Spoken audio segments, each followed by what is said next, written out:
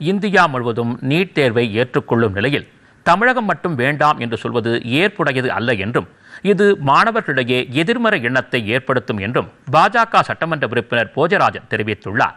தமிழக சட்டப்பேரவையில் நீட் தேர்வுக்கு எதிராக கொண்டுவரப்பட்ட தீர்மானத்திற்கு எதிர்ப்பு தெரிவித்து பாஜக சட்டமன்ற உறுப்பினர் போஜராஜன் வெளிநடப்பு செய்தார்.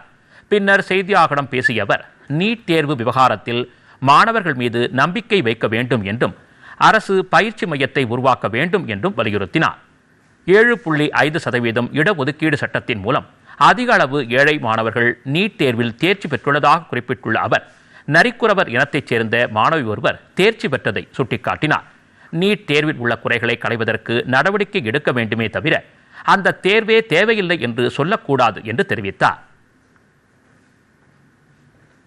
7.5 திட்டத்தில் நிறைய ஏழை குழந்தைகள், இப்பொழுது நிறைய ஏழை குழந்தைகள், ஒரு நரிக்குறவர் இனத்தை சேர்ந்த ஒரு மாணவி கூட நீட்டில் தேர்வாயிருக்கிறாங்க.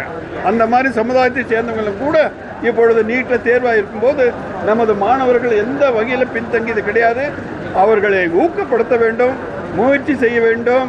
அவர்களுக்கு இந்த மாதிரி டியூஷன் சென்டர்லாம் கொடுத்து அவர்களை அதிக எண்ணிக்கையிலே வெற்றி பெற வைப்பதற்கு நமது அரசு முயற்சி செய்ய வேண்டும்.